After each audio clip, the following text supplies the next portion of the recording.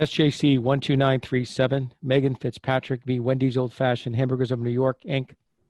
Thank you. Mr. Fogelman. Good morning, Your Honor. Associate Justices, may it please the Court, my name is Matt Fogelman. I represent Meaghan Fitzpatrick, and it's an honor to be appearing before you again. Your Honors, the trial judge here applied an incorrect standard. Once a verdict comes back in a civil case, one cannot ignore the various points of information, the data points as we refer to them. The appeals court got this exactly correct. We cannot bury our head in the sand and pretend that we don't have the info. And here, the info, the evidence, the data is irrefutable. One, the amount of the verdict was at the lowest end of the range that I suggested to the jury. Two, the jury submitted two questions, jury questions. They were both evidentiary in nature. They dealt with X-ray technology that occurred during the trial. And three, we have the length of deliberations. The length of deliberations here were almost as long as the trial itself, including over a weekend. They came back on a Monday. This does not show a jury that's been inflamed or swept away in any way. Mr. Fogelman, you're skipping the first issue, though. I certainly understand that argument, and I'm anxious to hear you elaborate on it. But the first issue is whether our case law allows, in a civil case, the mistrial standard to be applied even though it's post-verdict. And you sort of skipped over that issue. You're just assuming it. Don't we need to hear some argument on that? Oh, absolutely, Your Honor. I'm happy to do that. I don't wish to assume it, but I think it makes sense. I think it's correct. And many other states follow that line of thinking. And the MATA amicus brief details many of those cases, and mine does as well. Your Honor, distinguishing from Brangen is a criminal case. In a criminal case, there are double jeopardy implications that are applicable. And obviously, in a criminal case, you also don't have these other data points. For example, there's no verdict amount, so it's not something that you can look at. So in a criminal case, it makes sense. I understand why a judge may defer, and that's perfectly okay. In a civil case, Justice Lowy, that doesn't make sense, because if the closing or whatever the issue was so bad, then you can declare a mistrial before it goes to verdict. The definition of a mistrial is that it interrupts the trial. By definition, once the case goes to verdict, there is no longer a trial to interrupt. The trial is over. You now have these various data points of information. And I don't want to be redundant, but a few of the things I already mentioned this morning, you have those. You cannot then say, you know, we're not going to look at those. We'll just pretend this was before verdict and we'll treat it as such. It's not, it doesn't make sense, Your Honor. It's not, and it's not really. I understand that argument, and frankly, it's a very compelling argument. But there's an argument on the other side that if the judge, for instance, thinks, well, this has been a 5-week trial, and the plaintiff barely survived the directed verdict. And now we have a closing argument that is the quintessential reptile closing argument. And the judge doesn't want another jury to go through a 5-week trial, judicial efficiency, the defendant expense for the defendant, because the judge thinks it's going to be a defense verdict. The judge loses a tool in the toolbox by not being able to defer on it. So your argument is a good one, but there is one on the other side. I recognize that, Your Honor. I would say this. I don't think that the judge loses a tool in the proverbial toolbox. If the judge wants to defer and let it go to verdict, because it may be a defense verdict, that's perfectly fine. The question is, once it goes to verdict, what is the standard? What must the judge look at to determine whether a new trial is warranted? And once it goes to verdict, as I said, we have various points of information, a verdict amount. In the Demoulas case, Judge Brieger herself looked at the verdict amount, $500,000. So let's say in my case, the jury came back in 45 minutes with $600,000. I could understand. My opposing counsel would certainly be talking about that. He'd say, see, that is evidence that this jury was inflamed. and the judge would talk about it as well. It would be one of the first things highlighted in my brother's papers and in the judge's opinion. But here, where the data points do not support that, they support the opposite. They show a jury that was deliberative and careful and thoughtful, that was not swept away. All of a sudden, we're going to ignore those pieces of information. I just don't think that that's right, Your Honor. And to Your Honor's specific question, what is wrong with simply just waiting and analyzing, surveying the whole case? The tool is still there. Once the judge, after verdict, surveys the whole case, looks at the various data points, analyzes, say, well, this is what the jury questions were, and this is what the verdict was, they can declare a new trial. Well, counsel, that might be so, but what about the argument that, as in criminal cases, mitigation efforts should be made at first? Those mitigation efforts can't be taken if one waits until after the verdict. So, for example, a strong instruction to the jury or some other curative method. Oh, absolutely, Justice Seifer. I completely agree. And there's so many issues here. Another issue is that wasn't done here. And the appeals court made note of that and I think was critical of the trial judge. Well, we haven't held that should be done, and it's not in the rules, correct? When you say haven't held, you mean to give curative In the instructions? in the civil cases. On mistrials, we have not required judges to engage in a search for alternative remedies. In the Torre case, which is an appeals court case, Torre versus Harris-Savold, the judge is supposed to take rigorous and emphatic action. So I think that is, at least in the appellate jurisprudence, Your Honor, if not in the SJC jurisprudence, and the appeals court in this case picked up on that language as well. So, I mean, it makes perfect sense. If there's an issue, we can leave to decide whether there was an issue in this case, but if there is an issue, obviously the time to try to deal with it is when there's still time. Once the ship has sailed, the judge can't do anything about it, Your Honor. Well, let me ask you a question. What are the criteria for a mistrial? The criteria for mistrial is, action that was so egregious, Your Honor, that essentially justice cannot stand if this is allowed to stand. We must stop, and therefore that's why it's an interruption of the trial. We can't even send it to the jury, Justice Lank.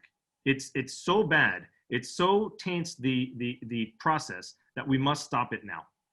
Does anyone ever get tipped for declaring a mistrial and not declaring a mistrial in a civil case? I'm sorry, one more time, Your Honor? Does anyone get tipped? I mean, does any judge get tipped for declaring a mistrial? In a civil case, I'm talking about. Before verdict or after verdict? Well, I mean, obviously, you're saying it has to be before verdict, right? You're saying that a mistrial has to be declared before verdict, right? in a civil case, Your Honor. Yes, that's right. That's what you're saying, right? Right. So you ever get tipped? I mean, and you can get tipped for doing it in a criminal case, can't you? Yes. Can you get tipped for doing it in a civil case? Or is it so discretionary with the judge as to what amounts to a mistrial and not a mistrial? I think, I mean, there Have you is got an any abuse. cases? Have you had any cases where a judge has been reversed for granting a mistrial in a civil case? I don't think so, Your Honor. Okay. I don't think so. So you've got, But it's be an able, abuse. that's I'm got to sorry. be doesn't that have to be, there's got to be some time where it's a reversible to do that, Absolutely. right? It's an abuse of discretion standard, Justice Kafker. Absolutely. I mean, Can I push you then? So do we have to, procedurally in this case, so the defense moves for a mistrial, but then is it consensual that you go to verdict? I can't remember. Do both sides agree? You move for mistrial. I take it the defense doesn't insist that the judge decide that issue. Is there agreement to go to verdict? I can't remember now. you know, I guess the answer to your question is yes. Agreement. I mean, Attorney Duggan asked for a mistrial. Judge Brieger clearly indicated that she wanted to defer and wait until the jury came back. She asked me, I don't remember if she asked me if I agreed with it. She probably did. And I mean, I didn't want a mistrial. I mean, why would I want a mistrial? First of all, I thought I was going to win the case. And second of all, I didn't think I did anything wrong. So the last thing I wanted was a mistrial. Right, but I'm just trying to understand, do we have to analyze whether the first decision was error? I understand, I understand your point that once it goes to verdict, we may need to change the legal standard. That seems to make some sense. But I'm also, do we have to do the first step to decide whether it was error to not rule on that mistrial motion? Or was that waived by both sides and we don't need to deal with that issue? I don't think we need to deal with it, Your Honor. I don't think we do. Now I understand your question.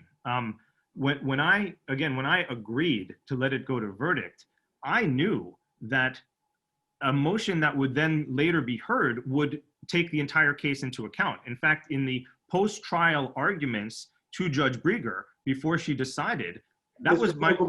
I think I understand why you don't object when she sends us there. The question is, has Mr. Duggan waived that first step in my questioning because he allows it to go? He doesn't, I don't know if he can, I haven't thought through it. But I see. So I guess your point is that he could say to the judge, I want this ruled on now. And if he doesn't back to Justice Lank's question, is there some behavior by the judge on how she or he handles a motion for a mistrial that is just reversible in a civil case? And is this that case? I'm just trying to get a sense of that. Or was it, because most stuff in civil can be waived. And I'm just trying to understand, did the parties sort of say, okay, I'm moving forward here? You know, that's a very fair question. I guess I hadn't really considered that. And I do see what you're saying. That is possible. I think that is possible. The problem is that by waiving it, the analysis that was then performed later should have been a different analysis, but the trial judge applied the same analysis that she would have applied prior to verdict. That's the issue, Your Honor. Right, it's just you Was there guys a are motion both. for judgment notwithstanding the verdict? I'm sorry, Your Honor. I'm having a Was little trouble. there a motion for judgment notwithstanding the verdict? JNOV? I don't believe so. Uh-huh. Just a don't motion for there was no motion for new trial either? There was not I think this should be treated as a motion for a new trial, but there I was know, not. but was there one that was entitled a motion for a new trial? No, Okay. no. All right. And so, if I may, what we're looking at is this has to be so greatly against the weight of the evidence. And Wallstrom, which came out right around the same time as the Fitzpatrick appeals court, is a very similar situation, and they reversed as well. We have here no impact on Brang, as I've already covered.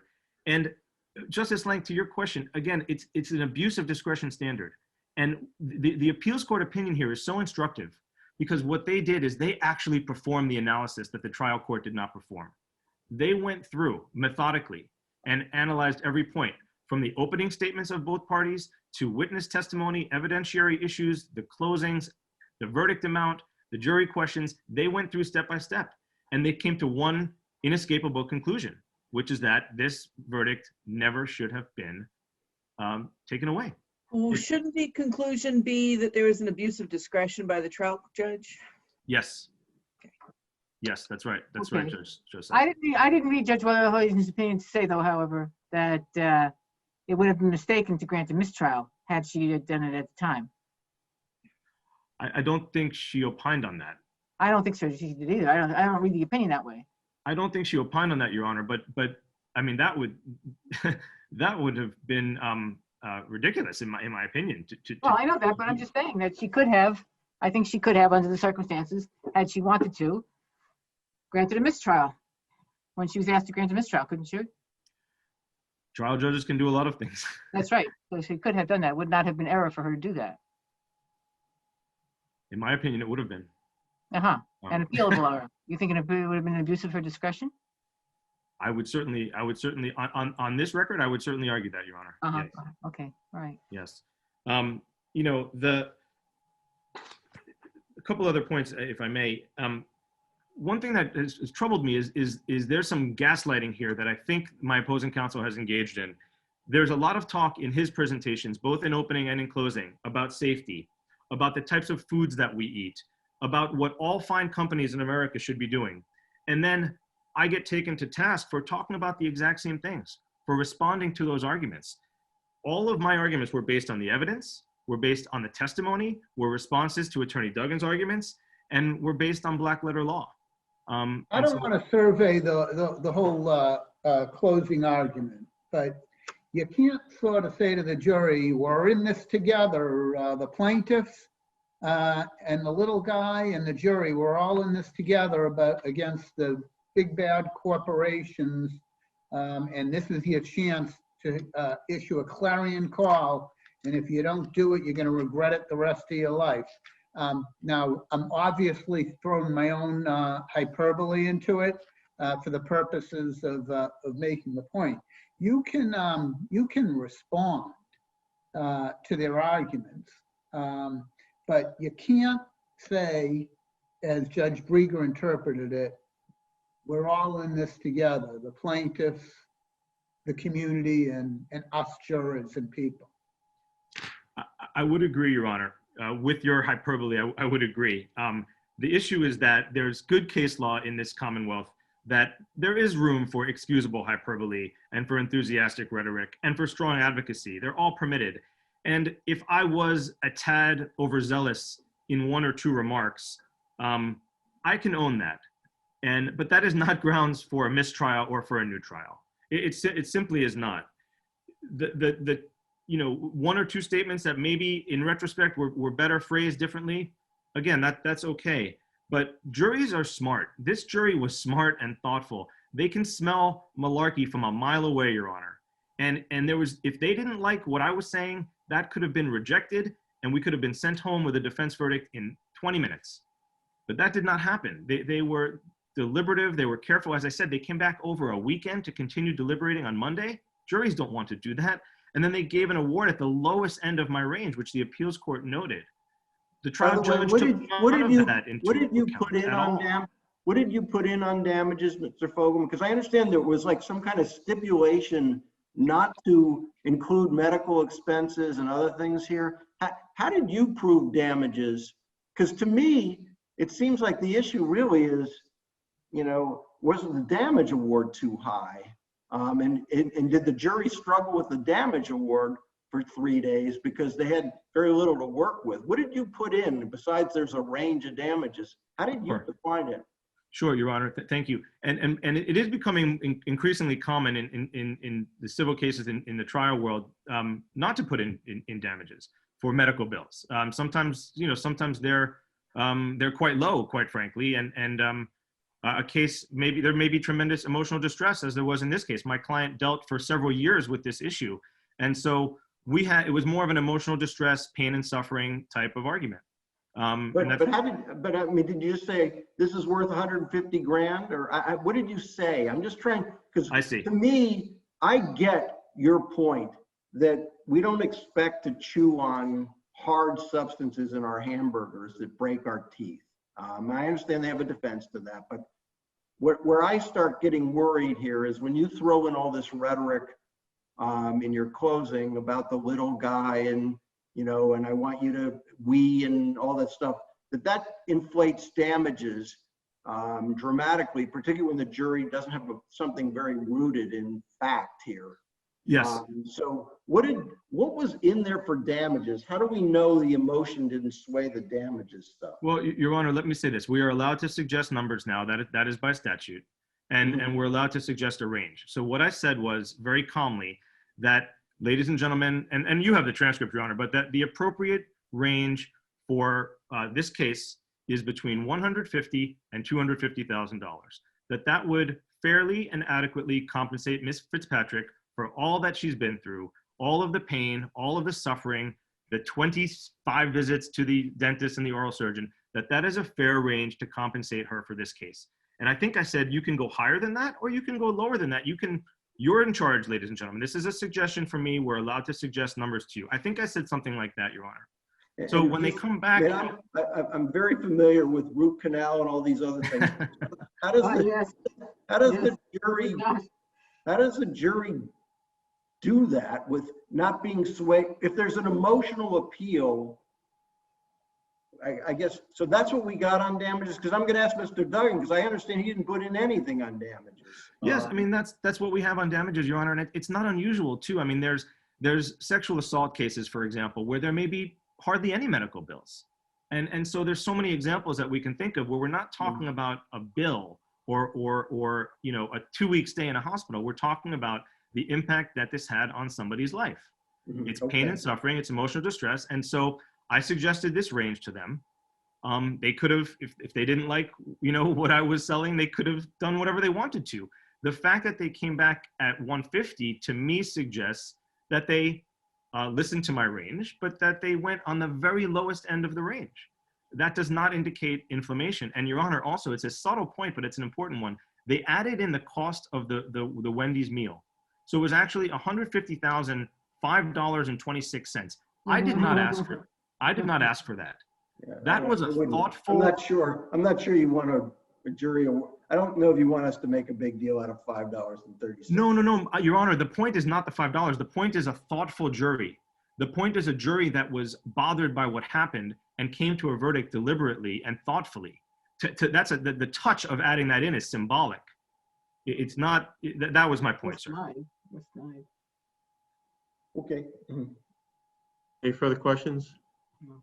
Thank you, Mr. Fogelman. Mr. Duggan? Thank you. Thank you, Your Honors. May it please the court. Justice Brieger, the trial judge, after watching an inflammatory and prejudicial argument, determined that it was, and based on the evidence, determined that the inflammatory argument that was made was so pervasive that it likely affected the justice of the verdict. And she specifically found that therefore the defendants were denied a fair trial. When did she decide this? When did she decide this? She decided that after trial or after the verdict or before the verdict? Oh, after the argument on a motion for a mistrial, Your Honor, and briefing. That was before the verdict. You're saying that was before the verdict. No, Your Honor, what happened was I made the motion for mistrial as a result of the closing argument right after Mr. Fogelman finished. Right, that was before the verdict, obviously. That was before the verdict. Yeah. I listed 5 things off the top of my head that I found, and Justice Brieger actually listed them in her opinion. And she also then said, I have my own list on top of that. And then to answer the court's, I think it was Justice Kappa's question, or maybe Justice Gaziano. Anyway, the question was, did I assent to it or did we assent to it? The fact is, Justice Brieger said, I'm going to let this go. I'm going to reserve, and we're going to take a verdict, and then we'll see what happens after that. That's in the record appendix at page 628. And So you didn't say anything like, no, you can't do that, Judge. No, as a matter of fact, I didn't. And the reason is that Brangen had been decided 3 months before that. And Brangen says specifically that not only can she, that she should. This court has said precisely that and endorsed that both in Brangen and Murchison in 1984. And in the Brangen case, Your Honor, as you know, Justice Cordy relied on 2 civil cases in which he actually quoted one of them from Florida, the Ed Recchi case, in which he said there's good common sense reason for doing this. And there's 2 reasons for it. One is that the jury may get themselves over either a prejudicial argument or an improper argument. There were 2 reasons generally that this argument was violative of the Massachusetts rules of evidence and longstanding cases. One was inflammatory and improper. 2, there were suggestions in the argument that had no basis in the evidence. For example, Mr. Fogelman, the evidence was that there were 61 million hamburgers sold over a 12-month period at this time and nothing, no problem with it. And Mr. Fogelman made comment on that. He said, I don't know whether that's true or not, leaving the jury to believe, maybe drawing the inference that I was lying to them. There were also other instances where he talked about other instances. Well, you know, there may be other people who are going to get hurt in the future, drawing right out of that reptile lawyer book and saying, you feel good about it, even though you know there are going to be other people who are going to be hurt. You have to bring to the safety of our community, leaving the jury to infer, according to Justice Brieger, the trial judge, that there were other instances out there that they didn't get to hear, but the lawyers knew about. That was the damaging part of this argument. Mr. Duggan, this gets tricky, and I understand maybe why you're not insisting on the motion for mistrial be decided because of Brangen. But now we have this issue whether there's a different standard afterwards, which is tricky because there's all this new information. We've got the verdict. That's why we delayed, why I assume Justice Brieger delayed to see what the verdict was. So do you, I guess, if we sort through this, if there's a new standard afterwards, do you think you have the right to insist that it be decided beforehand? And, you know, it just seems like this gets very tricky if the standard changes. It gets, I'm sorry. Sorry, go ahead. I think it does get tricky if the standard changes, and there's no reason to change the standard, because the motion for mistrial, when the last lawyer to speak, and remember the key here is that it's the last lawyer to speak. If I were the plaintiff and somebody did that to me as a defense lawyer, I could do something about it. But as the defense lawyer and the plaintiff speaks last, there's nothing to do about it. And so that's the real sticking point here. So the standard is, Justice Lank asked, I think, the question, what is the standard on a motion for mistrial? And it is, if there's an improper argument that is so pervasive that it likely affects the jury verdict. That's the standard and on mistrial, and it's only for the closing argument. Does it likely affect the jury verdict?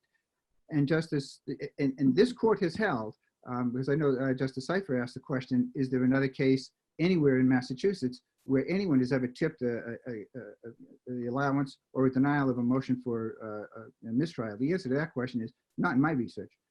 Yeah, but there's got to be something that's egregious enough. And also, the appeals court says that Justice Brieger could have allowed the motion for mistrial. Justice Wolhogen comes right out and says that, right? Well, I certainly read that. I'm sorry. So if she could have allowed it but didn't, and at the same time the standard changes, possibly afterwards, gets really messy now. That's why it's here. But right. I mean, are we forcing the judge at that point to make a decision she might not want to make? I mean, she'd maybe like to have the jury decide this case after 5 weeks, and maybe the jury will do the right thing as far as she's concerned, and then it turns out the jury doesn't do the right thing as far as she's concerned, and then what does she do? Well, that's what Brangen says. That's one of the two justifications for Brangen. One is that you have the judicial economy. The other is that the judge now has an opportunity for further reflection, for briefing, to read the trial transcript if she wants. Now, the appeals court criticized her for only focusing on the closing argument, which is not true. She actually read the whole transcript, and she refers, in her opinion, repeatedly, I think 6 or 7 different times about her. So you don't really think that she has, you think it was, what standard did she apply? Did she apply the motion for new trial standards? Did she apply the mistrial standard? She applied the mistrial standard, and it's at the very last part of her. But as a result of having reviewed everything, you're saying? Yeah, she didn't have to do it, but she did. So how is it not the motion for new trial standard? Because the only thing that was at issue, and this came up in the argument that we had on post-trial on the motion for mistrial before her after briefing, the question was focused on the motion for mistrial, and she focused on that. Now, Mr. Fogelman said we have these other data points. He said it there, and he said it here. Again, here's one data point that he didn't talk about. We did try the case a second time, and when both lawyers played by the rules within the white lines in Justice Brieger's parlance, the jury came back with a $10,000 award. And so did the argument that was the damage evidence the same in both trials, or did you guys actually put in something that a jury could look at the second time around? The damage evidence was identical, Your Honor, and there was no stipulation as to medical bills. Medical bills as defense lawyer, that's not up to me. That's up to the plaintiff. If he decides to put it in, fine. Duggan, I'm going to agree with you that that's a point in your favor, but there's a response to that, which was you saw what didn't work the first time, and you spent your time and energy on cross-examination on damages. But that's a point in your favor, no doubt about it. But I'm going to agree with Justice Kafka. This is complicated. And what I'm wondering here is, you've got a tough decision at trial, and down the line, lawyers are going to have tough decisions at trial if we say the mistrial standard and the motion for new trial standard is different. And you've got to make the call about whether you really want the mistrial or not. And the judge is probably not going to get reversed either way. Not that there couldn't be some egregious situation where the judge would, and it would be an abuse of discretion. But probably the judge is not going to get reversed. So you've got a real tough call here. Do you push for the mistrial at the better standard, or do you wait? And if you push for the mistrial, you might have to try the case again. It's a tough call. But if you decide not to object, then you waive the mistrial standard, and now you're in the motion for new trial standard box, which, by the way, in this case, might end up in the same result. Yeah. Well, it certainly might. A couple of things, Justice Lowry, on that. First of all, I did object. I don't think there's any no doubt about that. If you look at the record in 626, I did object, and Justice Meaghan noted that I objected twice at record 7. I don't mean to the closing. I mean to the denial of the mistrial. In other words, insist that she gives the Right, that's right. makes a ruling. Right. I You didn't do that, right? No, I certainly did not. So we need that's Justice Kafka's waiver question. Right. Well, I mean, but the issue, I think, would be, I hope the court will consider that I don't think I could, as an officer of the court, have insisted with an SJC opinion 3 months before saying that this is exactly what they should do. Apples and oranges. Apples and oranges. You got double jeopardy. I don't see it as the same situation or even close. You don't I think the agree same with that, rules Your have to Honor. apply? Pardon? I said, I don't think we're saying that the same rules have to apply in civil and criminal cases, is what we were Well, saying. there's two things. First of all, in 2016, when we tried the case, with Brangen that came out and with a citation to 2 civil cases justifying that, it certainly sounded an awful lot like the court was condoning that approach. And that's what the judge did. And I thought, as an officer of the court, I couldn't. Condoned. It's an absolutely condoned approach. Right. You can wait. There's nothing wrong with it. Absolutely nothing wrong with it. The issue is whether the standard changes. Exactly right, Your Honor. Now, that goes to the second part, and that is, let's say I didn't make the motion at all. Let's say I think this is pretty hideous, but I'm going to just keep my powder dry for a motion for new trial. Then the question is, if the court applies the GATT standard on motion for new trial, that was Freddie Hallstrom's case, where I think Justice Hillman was the trial judge in that case. And Justice Hillman talked, the judge went through ad nauseum what a horrible closing argument that was, but the plaintiff got a verdict, and Justice Hillman decided not to give a new trial. The court also said, had the court decided to award a new trial, we would have affirmed that. So, because that's left up to the discretion of the court. So what we have here, Your Honors, now is, where we are is, we did not file a motion for new trial or a motion for JNOV because we never got there. No judgment ever entered. I couldn't. We actually won the motion for mistrial, went back and tried the case again. But had that motion been denied, I certainly was going to file a motion for new trial and a motion for a JNOV. There's no doubt about it. Right now, what I think Mr. Fogelman is suggesting is, not only have I lost by winning the motion for mistrial, I now lost the opportunity to file post-trial motions. And I suggest to you, Hunter, that's fundamentally unfair. And that's after a second trial. What do we do about the second trial? I'm not sure what the status of the second trial is in all of this. We won it. Well, the second trial, we tried the case to verdict. The parties, the lawyers played by the rules. Yes. The arguments were fine. Yes, but why are we here then if it is in the second trial, I suppose is my question. I agree with you. I don't think we should be, Your Honor. I think the second trial verdict should stand. It was a $10,000 verdict reduced by $6,000 because of costs, and I made an offer of judgment for more than the verdict came back on. And that's what I think that judgment should stand. And I urge the court to rule in that manner.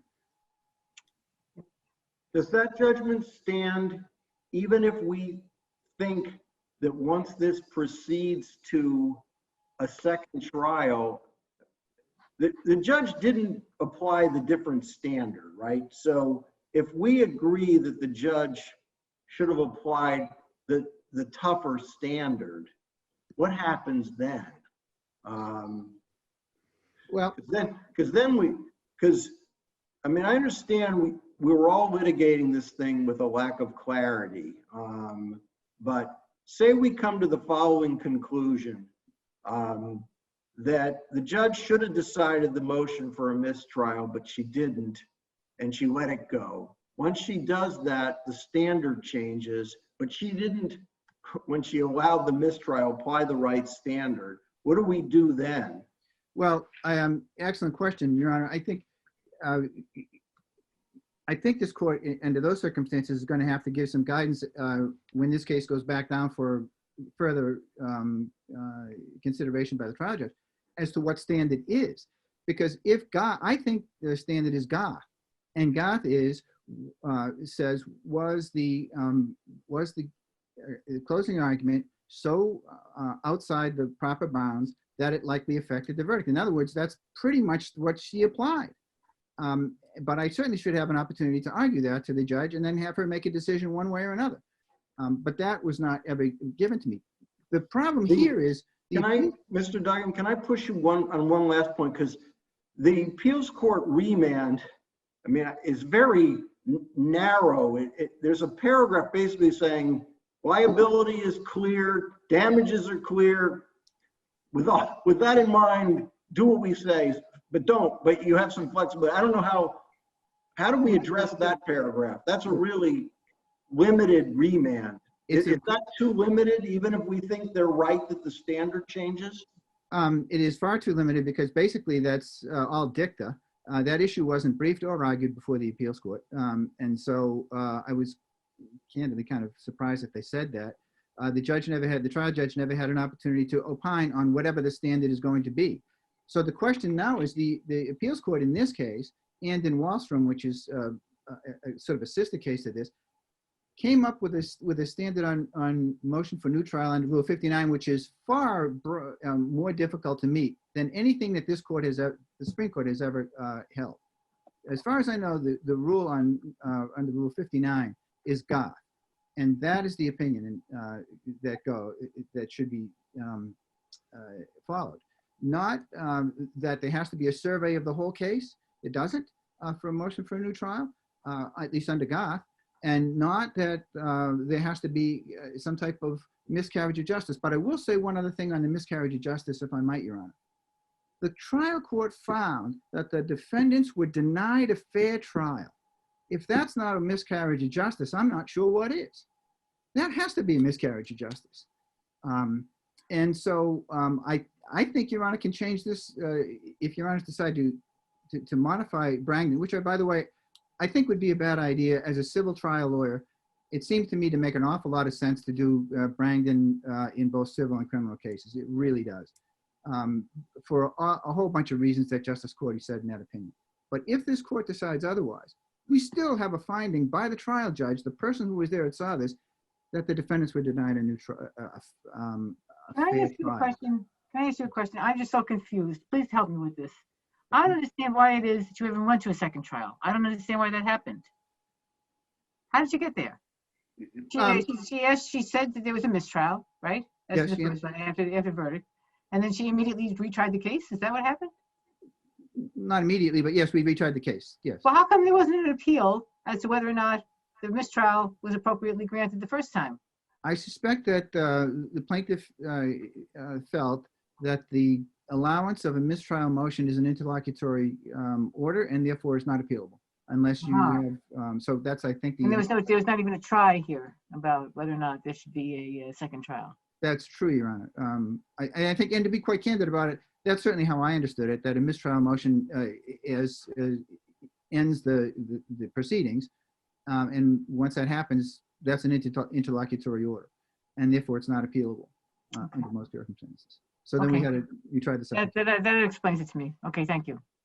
Any further questions? Thank you, counsel.